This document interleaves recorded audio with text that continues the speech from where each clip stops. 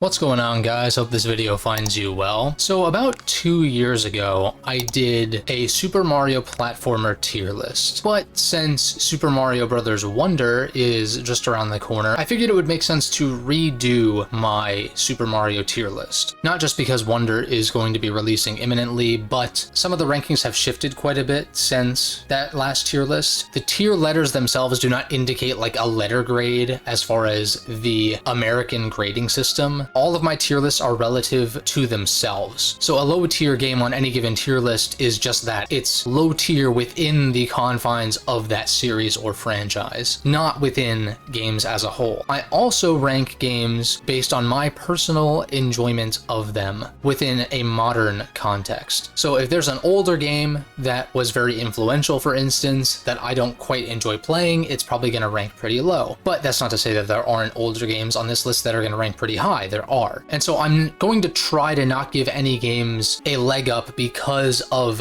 their cultural influence or the context in which they were released. I think it's best to just mention the games that were excluded that typically get placed on lists like this. Yoshi's Island, while being called Super Mario World 2 Yoshi's Island, I don't classify as a Mario game because you play as Yoshi. I feel like Yoshi's Island would much better fit on a Yoshi games tier list. I'm also obviously ranking platformers exclusively, no Mario Party, no Mario Kart, no Donkey Kong, even though you do play as Mario. That feels more like a separate series than the Super Mario series, as it were. There's Super Mario Run, which just is a very different game because it is an auto runner and a mobile game, and one that I haven't really played much of. And lastly, the Super Mario Maker games, which, while they do have levels you can play through, particularly the second one, those games are so different conceptually and like what you're really doing in them that I don't really think that they fit. And so now as far as the tiers themselves, these are somewhat loosely defined, but we're going to say that D tier is games that I don't enjoy playing for one reason or another. That doesn't mean that they're objectively bad or anything along those lines. It's just I don't personally enjoy playing these games. C tier is going to be I can have some fun with these games, but there are better options that kind of fill a similar role structurally or mechanically or whatnot. I haven't really strictly defined the B to S tier, but that's just going to be varying levels of enjoyable. And so without further ado, let's knock out the original Super Mario Bros. This game was obviously hugely impactful. It is a massive factor into why console gaming is even a thing to this day. I mean, it changed the industry forever, for sure. Even though it was pretty much the first of its kind as far as being a 2D platformer and, you know, all of that historical stuff that you can find info on elsewhere, I don't really care for the physics in this game. Definitely on the higher end of the skill threshold, you are just pretty much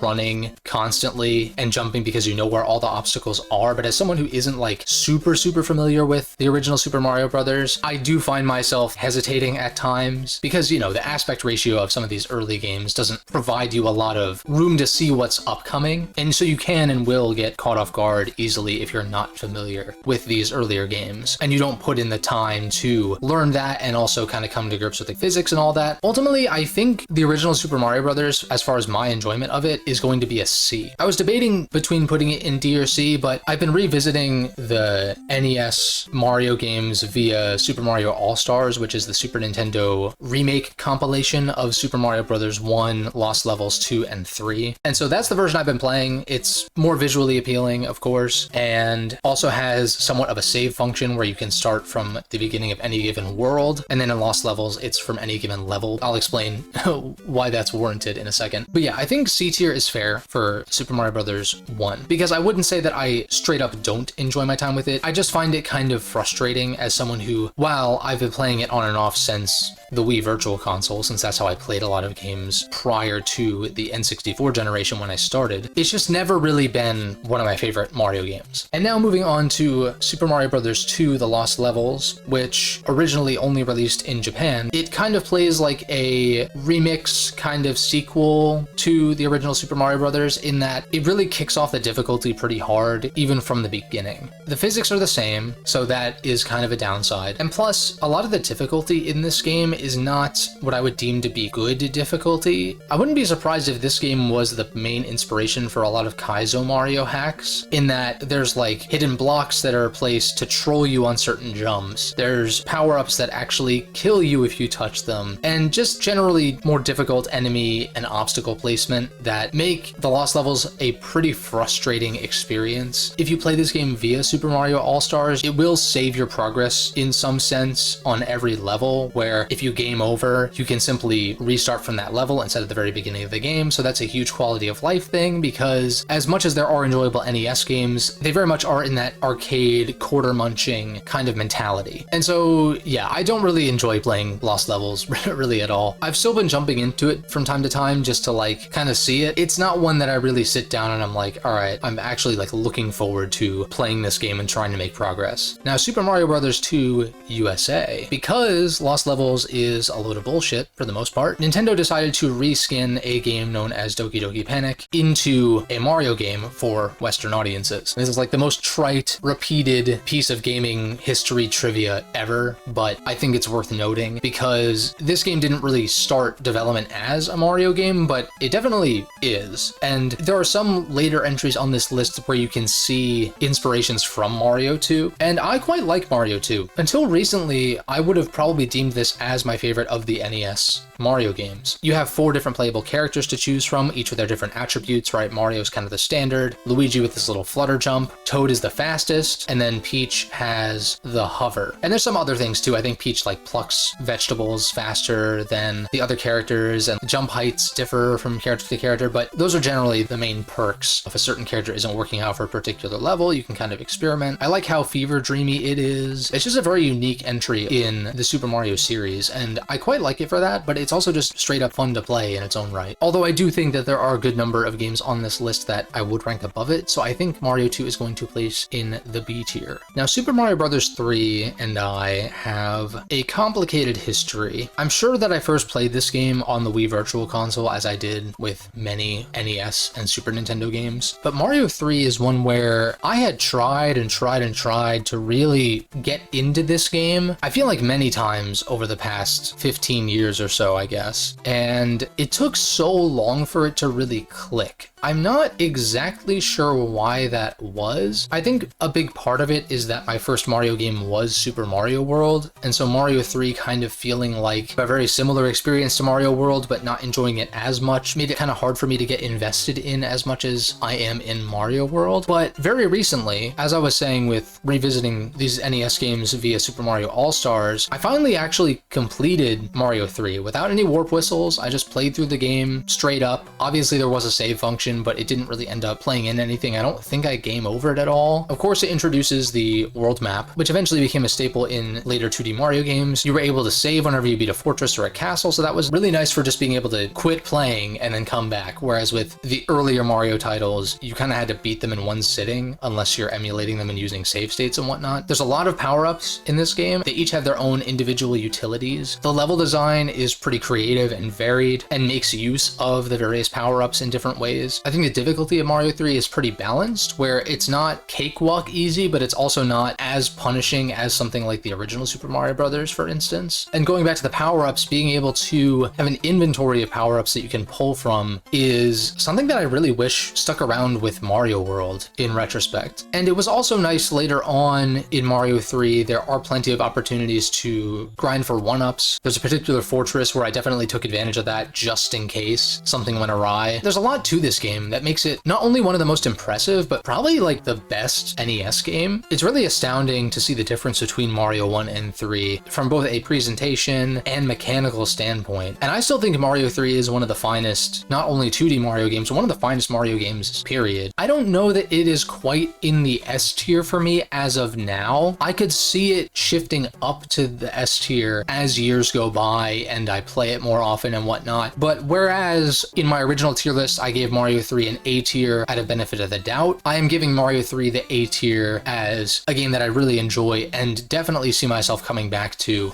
hone my skills and learn where a lot of different things are and the optimal paths, and continuing to seek further enjoyment out of it, because I think there is more enjoyment to get out of Mario 3 beyond just a single playthrough. And that could be said for Mario 2 as well, but Mario 3 impressed me so much this time around, whereas Mario 2 is like kind of the same amount of enjoyable that it's always been for me. And now after the high of Mario 3, we have Super Mario Land, which is the first handheld Super Mario game. I think this game has quite a bit of charm to it in some ways. Like, it takes place not in the Mushroom Kingdom. It introduces Princess Daisy. There's shoot 'em up levels and stuff. It is very impressive that Mario Land was able to fit on an original Game Boy cartridge, although its sequel kind of made the original game seem not as impressive, I think, in retrospect. It's been a while since I played through the original Super Mario Land in full. I did jump into it for a bit to kind of refresh my memory, and I was just thinking to myself, like, man, this game is kind of crappy in some ways. I mean that in kind of an endearing way. I don't think it's like the worst game ever, but I think you can do so much better when it comes to 2D Mario that, aside from the novelty of, wow, this was the first Mario game on a handheld, and so they really had to try their best to replicate the feel of the original, but on a handheld with even more limitations than an NES. But that historical novelty is not really enough to make it a particularly enjoyable game to me these days. Now, Super Mario World. I mentioned before that this was my first Mario game, I think, period. Maybe I'd been exposed to other Mario games prior. I'm trying to remember. Back in the late 90s, early 2000s, there were like N64 systems in doctor's offices, and even I remember hair salons. Like when I would get my hair cut, I was playing Smash 64. Very weird era, because you definitely wouldn't see that these days, I don't think. But Mario World was like the first Mario game that I properly played, but not on the Super Nintendo, on the Game Boy Advance. Since my first system was the N64, I didn't have direct access to Super Nintendo games. I believe my sister ended up getting our copy of Super Mario Advance to Super Mario World, but we did share it, and a fun memory I have of that game is that me and my sister really struggled to progress in Super Mario World for a while, because I can't say that I was playing too many 2D platformers at that time. It wasn't really until that Wii Virtual Console era that I started playing more 2D platformers and kind of beginning to hone my skills in that genre, to the point where I feel like I'm pretty competent at 2D platformers these days. I was really enamored with its presentation and the power-ups and the world map and just like all the secrets and the exploration and all that kind of stuff. Even when I come back to Mario World these days, I still learn new things about it and find new paths and all that kind of stuff. But I remember, you know, we were struggling to make progress through the game, and then randomly one day we woke up, put the cartridge in the Game Boy Advance SP, and discovered that several of the worlds had been cleared. And so it was like this weird, mysterious thing where it was like, who could have possibly been playing Super Mario World, and not just playing it, but playing it competently enough to like make significant progress? And in retrospect,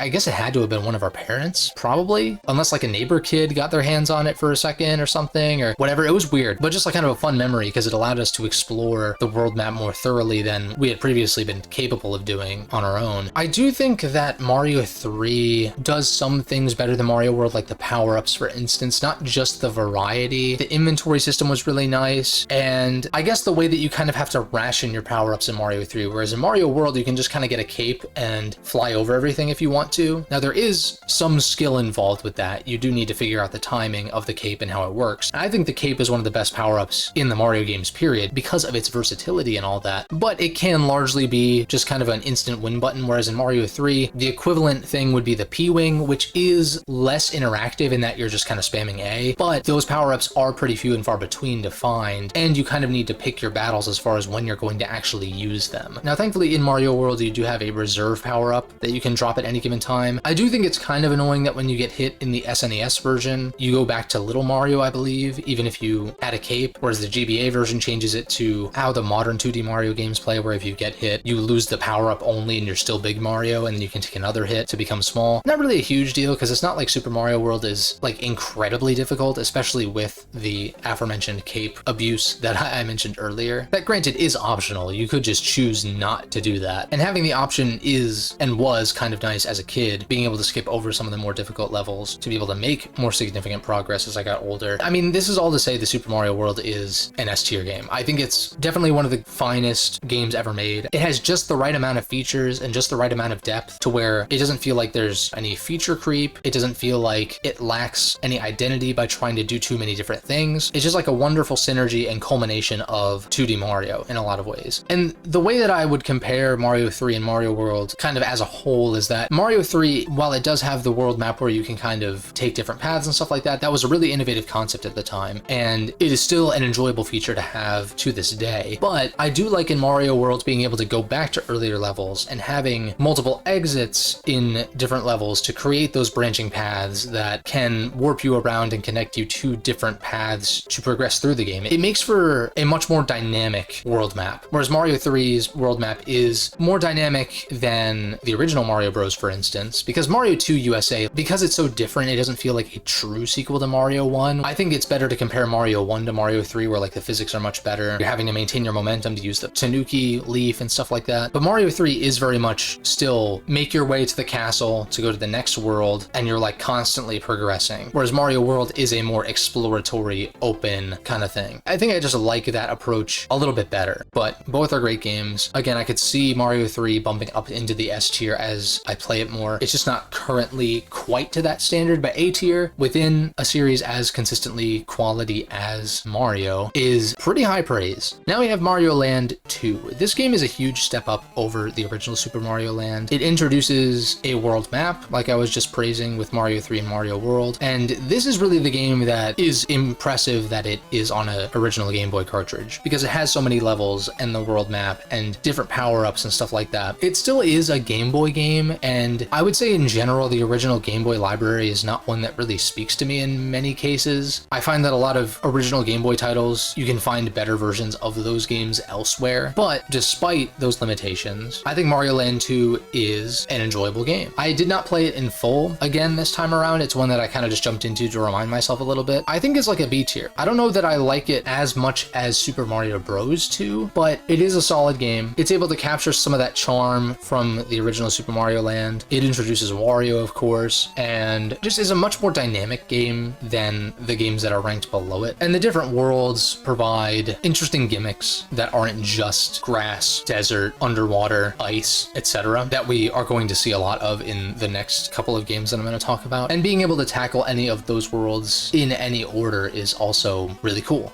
Now we have the new Super Mario Brothers games. I don't think these games are like bad. I think I definitely could have fun with these games if I took the time to replay them all in full, but it's really hard to justify doing that given there are already a handful of games on this list that I think more or less do what these games do, but better. While some long-running series have those iconic games from early on, I feel like it's pretty rare for so many of the early games to hit so hard, and for so many of the modern games to hit so weak by comparison. Because usually you can justify ranking newer games in a series over the older ones just by virtue of mechanical depth and refinement. And the games kind of mostly blend together. I guess I can talk a little bit about them one by one, but I don't want to spend too much time on them individually because I think they're all going to go in C tier. The original new Super Mario Brothers, I believe I played day one, or at least got it within that year that it initially released. At the time, only really being familiar with Super Mario World, it was just cool to have another 2D Mario game. I think it kind of looks like ass these days because it uses extremely low-res 3D models on the DS. Not like a major hindrance, but pixel art just holds up way better than something like that. I do find the way that you progress from world to world kind of cool. Like, you have to beat certain bosses with the mini mushroom to access some of the hidden worlds. There's some cool novelty with the mega mushroom and stuff like that. And of course you have the mini games, which I think are maybe the biggest selling point for the original new Super Mario Brothers, and probably the mode that I put the most time into compared to the actual main game. I really don't like how they trimmed down the world maps in the first three new Super Mario Brothers games. Wii was a little bit better with that, where there were some branching paths. The worlds didn't all just go from left to right. I'd say I'm not like the biggest fan of the star coins and having that collectible aspect introduced. I mean, it's something additional to do within the levels, I guess, but if I felt pressured in Mario World to get all the Yoshi coins, for instance, I don't think I would enjoy it quite as much as if I was just straight up playing it and looking for secret exits and whatnot. I guess it's kind of hard to call that a downside, but it's not necessarily an upside for me. Now, Wii, I think I'd probably rank above the original. It adds Yoshi back in. It adds the chaotic multiplayer. It has some interesting power-ups, I suppose. It's just all of these games feel so bland to me that it's really hard for me to pick out things and praise them where it hasn't already been done better. New Super Mario Bros. 2, this was a day one for me as well, because this was prior to me pivoting away from Nintendo for a little while. For the most part, my options of games to play were mostly limited to the 3DS and Wii U at the time. And so I did definitely put quite a bit of time into New Super Mario 2 and did enjoy it well enough. I think the gimmick is kind of dumb, but like kind of in a fun way. It's probably the worst of the four, but I don't necessarily think it's bad. And I guess I should note, New Super Mario 2 had DLC packs that were much more enjoyable and different than the base game that I think maybe should have been the crux for New Super Mario 2 in retrospect, like have these sets of challenge levels or whatever, instead of just kind of rehashing what was done twice before. And whether or not I'd rank these games above the original Super Mario Brothers, I'm just kind of like on the fence, I guess. I would probably play the original Super Mario Brothers more just by virtue of it being there in Mario All-Stars, which is how I prefer to play Mario 2 and 3, for instance. But at the same time, it's hard to not put the new Super Mario Brothers games above the first one just because there's so much more going on. They have a lot more meat to them. Now, there is the whole quantity versus quality kind of thing, where the original Super Mario Brothers, for what it is pretty much as good as it can be, whereas the new Super Mario Brothers games, I don't think I could say the same. And then New Super Mario Brothers U, this one is tricky because there is New Super Luigi U, which I'm not going to rank as a separate thing because I just haven't played very much of it. Of course, if we're talking about New Super Mario Bros. U, it's no doubt the Switch version that we should be talking about, which includes Super Luigi U, so that's basically two games in one. Super Luigi U is kind of like a somewhat Lost Levels equivalent to the base game, although not as bullshit, just a little more difficult. You're on a time crunch, Luigi controls weird, etc, etc. They brought back a proper world map, which granted, it's not as dynamic as something like a Super Mario World, but it's something. I like some of the new power-ups introduced. I guess I didn't mention the baby Yoshis from Mario World, where Yoshi kind of is that power-up diversity in Super Mario World, whereas Super Mario Bros. 3 does it more so with the suits, in addition to the Tanuki Leaf and Fire Flower. Whereas Mario World, you really just have the Fire Flower and the cape, but Yoshi has a lot of versatility in the different types of shells he can consume in order to shoot fire or fly or whatever. And then the baby Yoshis are kind of tucked away where you like feed them a certain amount of enemies in order to have them fully grow to the point where they have their own unique powers. And so New Super Mario U reintroduces the baby Yoshis in kind of a fun way. I like the baby Yoshis as power-ups. I do wish you could carry Yoshi from level to level in the console New Super Mario Brothers games. I hate the way these games are named because I have to say the whole fucking name every single time. I guess I could just say New SMB Wii, but like, I don't know, dude. Terrible naming convention. And I almost feel like that new tag has seemed cheaper and cheaper as time has gone on. Like when the first one came out, it's like, okay, yeah, New Super Mario Bros. But then they use the same naming moniker for the next 6 years over the course of 4 entries total. As these games become not new, which they're not, the most recent one released over 10 years ago, it just feels like a really cheap and terrible naming convention, not just from a marketing standpoint, but from a having to talk about these games standpoint. I would debate putting Mario U in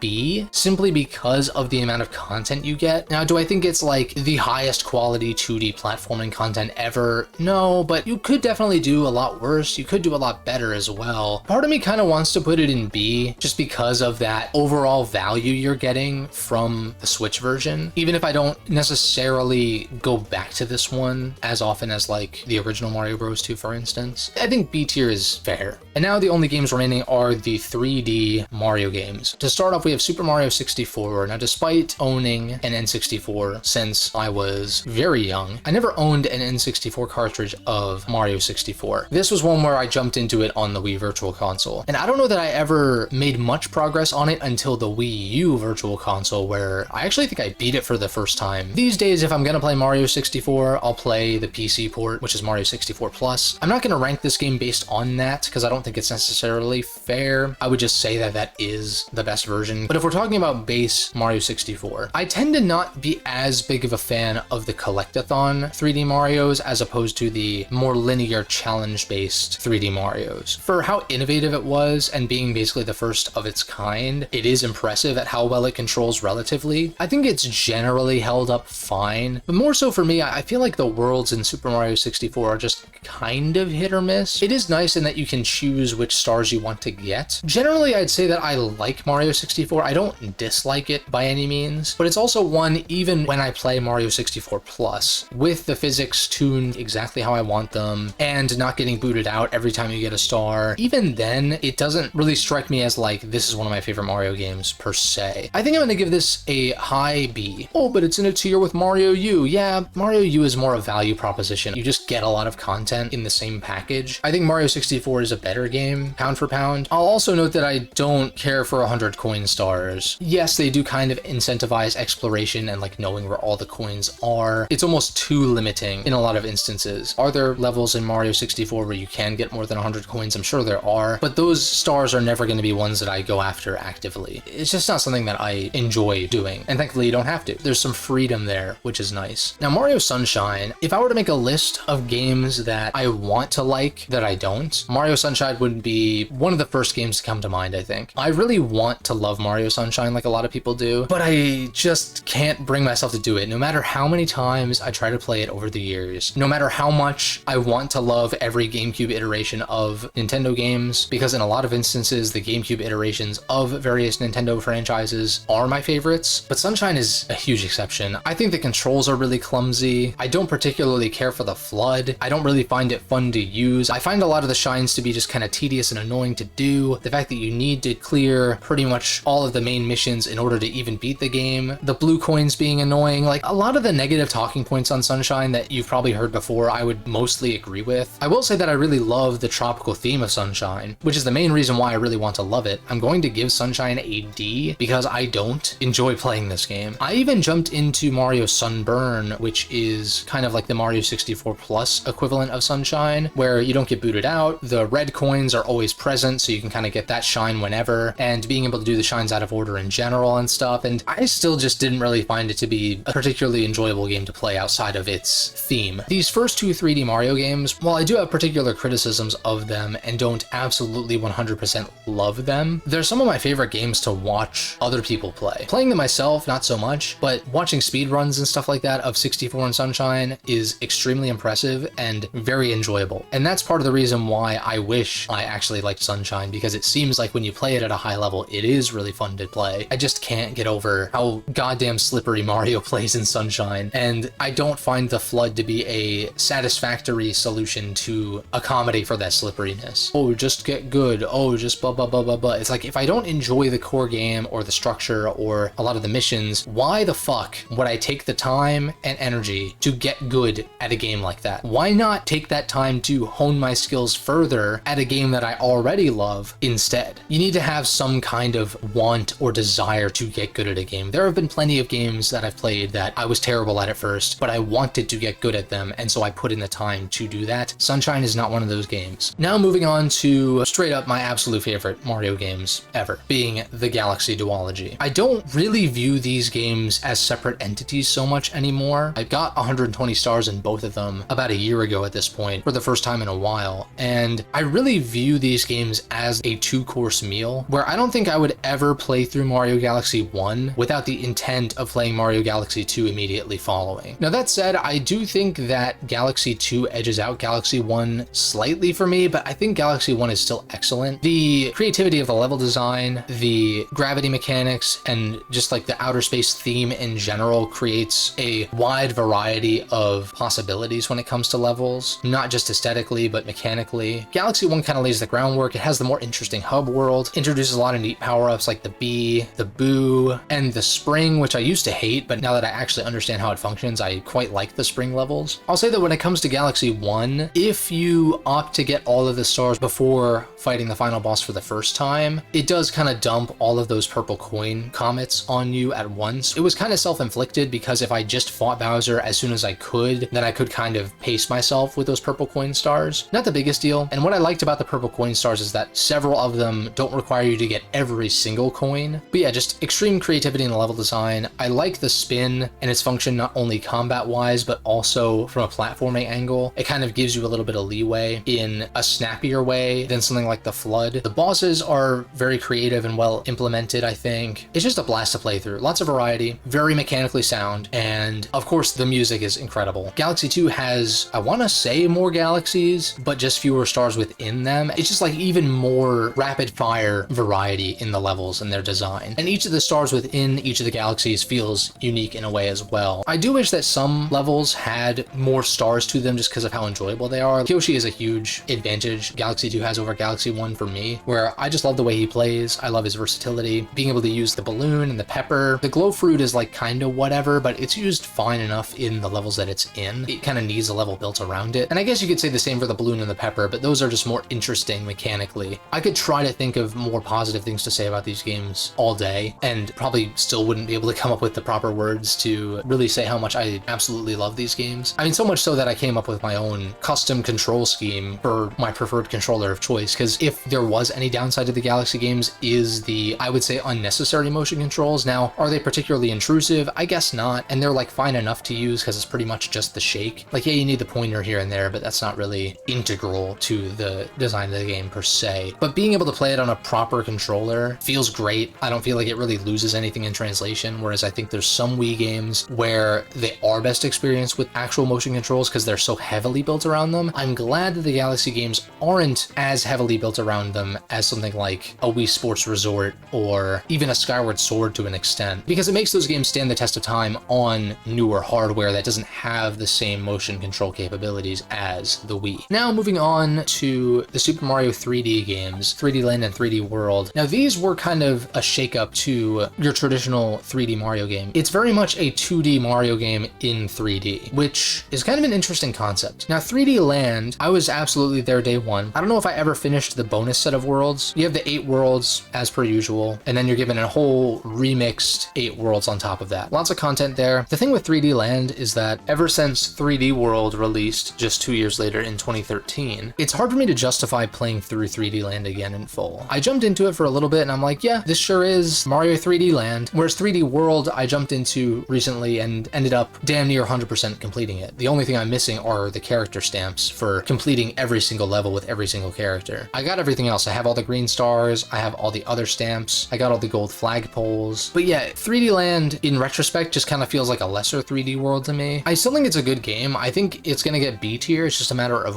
where exactly. I kind of want to put it towards the top of B tier, but would I put it above Mario 64? It's kind of hard to say. I'm more familiar with Mario 64 because I've jumped into it more, even though I've only, I think, beaten 64 truly once. I've also only beaten 3D Land once, but I haven't gone back to it much. So like maybe here, it's kind of an instance where I'll probably play Mario 2 more because of Mario All-Stars, but I definitely think 3D Land has more going for it in general. I do recall there being a decent amount of creativity to it, even if it does kind of have somewhat of a standard vibe. It brought back the Tanuki Leaf. Granted, it doesn't function the same because that would break a 3D game if you were able to infinitely fly or whatever, but you're able to float on your way down slowly. It introduces the propeller block, some other cool gimmicks here and there, like there's the Zelda level. 3D World, on the other hand, has a little bit more of an identity than 3D Land, and I think is essentially a better version of a 3D Land. The world map is a lot more interesting, even if there's not like a whole lot to do. It's something. You have some really cool power-ups like the cat power-up, lots of versatility there. Maybe a little bit too much versatility to the point where you almost always want one ready, because there are a good number of green stars that you need the cat suit for. And I'd say that acquiring power-ups in 3D World in general is kind of tedious, where you kind of have to remember which levels have which power-ups to go back and get them. Similar to Super Mario World, you have just one power-up in reserve. I don't know why I seem to remember having an inventory, but I think it's because when you play multiplayer in 3D World, it pops out however many of that power-up for however many players are playing, I think. I do think introducing some kind of inventory similar to Mario 3 would have been nice, and 3D World kind of meshes a lot of elements that I really like of the US version of Mario 2, Mario 3, and then enhancing on 3D Land. You have the 4 different playable characters with their different attributes, like Mario 2. You have the variety of power-ups like in Mario 3, lots of musical leitmotifs and cues from Mario 2 and 3 as well. 3D World very much feels like an homage to kind of the series in general, but particularly the older 2D Marios, but in a 3D form. I enjoyed getting the green stars, contrary to what I said about the star coins. I think it's probably because it's a 3D game, so I'm a little bit more open to exploratory collectibles, as opposed to in a 2D game. I'm not really playing 2D platformers for collectibles per se. The gold flagpoles kind of had a similar effect to what I was saying about the star coins, where it's kind of annoying that that is somewhat of a requirement. It's not that hard to do, especially because I typically play as Peach, and it's cool too because since I played through the majority of the game as Peach, I can go back and kind of get somewhat of a different experience playing as Mario, Luigi, or Toad, or Rosalina even, who's an unlockable character later on, which I don't know if I ever got when I first played this game. There's all the bonus worlds in the post game that were kind of cool. Some of them felt like more or less just remixed versions of the older levels, kind of like how 3D Land handled it, but just with lesser quantity, which isn't necessarily necessarily a bad thing in this case. And then of course you have Champions Road, which is this gauntlet of a level. Brings back a lot of different gimmicks from the various levels prior. And you also have the Mystery Box Marathon, which took me more attempts than I'd like to admit, although now I feel pretty confident in being able to do it fairly consistently. I think this is easily the best Mario game with co-op, as far as platformers are concerned at least. Like, yeah, the Galaxy games have co-op, but like, what is the second player really doing, right? It can be fun for like one of your kids to do, or maybe your partner isn't as into games and they can point and hold enemies and shoot star bits and stuff. But 3D World is like a proper multiplayer Mario platformer experience. I can see it getting pretty chaotic with 4 players, but I feel like if you had like 2 or 3 players that kind of knew what they were doing, I think it could be kind of fun. And even despite that, it could be a bit of fun chaos in a group, even if you're not necessarily making progress as consistently as you would on your own, right? I played a good deal of this game in co-op when it first came out with one of my friends. The Switch version has online co-op. I didn't even mention Bowser's Fury, which I've not played very much of. It just adds value. I don't think that it diminishes the package at all because it is a separate mode from the main menu. If you like Bowser's Fury, it's just another bonus. And then if you don't like it, then you can just ignore it. I don't know that it's quite grabbed me in the same way as the main game, but it has some cool ideas and I'm interested to kind of check it out more. And now we have, last but not least, Super Mario Odyssey. If you know how my tier lists tend to be structured, you probably know where this is going to go. This is the game where Mario definitely controls the best in 3D, I think. Cappy is a really cool and versatile safety net when it comes to platforming, but it's not just a safety net, given, of course, all the crazy platforming things you can do with it. Returning to kind of a more open, exploratory collectathon model was very enjoyable, even as someone who tends to prefer more focused, linearly structured platformers. I found Mario Odyssey to be very enjoyable, especially on a first play. And then I replayed it from the very beginning and didn't quite enjoy it as much. Mario still controls great, obviously, and I think the variety of the different captures you have within the different worlds are still very fun to use. I think in the long run, playing this game, like once you finish the main story, there's just a lot of moons that feel very copy-pasted in a way that bloats the game that I don't particularly care for. Is it cool that you can get all the way up to 999 moons? Sure. Is it cool that the Mushroom Kingdom shows up? Absolutely. I think that's one of the coolest parts of this game, but you have to talk to Toadette each individual time for each of those stars, and a lot of them being like, use the binoculars to look at the taxi in the sky, and find the Cappy thing on one of the NPCs in each of the worlds. Having one of each of these challenges in like pretty much every world was something that felt like padding. I feel like Mario Odyssey would have benefited from limiting itself to like 500 moons or something, instead of, what is it, like 800 something, if you're not counting all the ones you can buy from the shop to get to 999. I think Mario Odyssey is a very fun time, especially on a first play, but it's not one that I find to be as enjoyable on a replay, which, you know, may or may not matter to some people. Some people don't like replaying games they've already played. Mario Odyssey is absolutely an A tier for sure. It's just a matter of a where. I kind of think it's going to go bottom of A, just because of how much I enjoyed Mario 3. I'm kind of torn between here and here. I definitely like 3D World better than Odyssey. It just feels like kind of a more compact, tighter experience than Mario Odyssey, which is a little bit too, I guess, meandering for my taste. And it's not like it's meandering in that there's a lot of downtime. There's just too many moons to be finding to where they kind of diminish in value in that way, and they don't feel as exciting to get beyond a first playthrough. That said, I think that a Mario Odyssey sequel that kind of remedies that issue is definitely going to be a better game, I think. And I'm very surprised that it's taken so long for us to see a new 3D Mario. Of course, we got Bowser's Fury as part of the Switch port for 3D World. That came out in 2021, so I guess 4 years after Mario Odyssey, give or take, to, I guess, tide us over. I'm hoping that we see a 3D Mario sooner than later, because I want to say this is the longest gap we've had between 3D Mario titles, which isn't surprising. That is the case for a lot of series these days because of how expensive and time-consuming game development has gotten. 64 to Sunshine was like 6 years. Galaxy was 2007, so 5, and then 3, and then 1. I guess the 3D Land and 3D World games could be seen as their own entity. So if you wanted to say Galaxy 2 was 2010 and Mario Odyssey was 2017, but really we got 3D Land in 2011 and 3D World in 2013. And so there was that 4-year gap between 3D World and Odyssey. I guess we'll see. Mario Wonder's around the corner. I'm very interested to check it out. It's hard for me to say that I'm excited, per se. I'm sure it's going to be a fun time, regardless of where it may end up ranking on a list like this in the long run. Yeah, I think the tier list looks pretty good. I think this is pretty accurate to how I feel about a lot of these games, and I feel like I was much more thorough this time around than when I originally did this. And a lot of these games are fresher on the mind as well.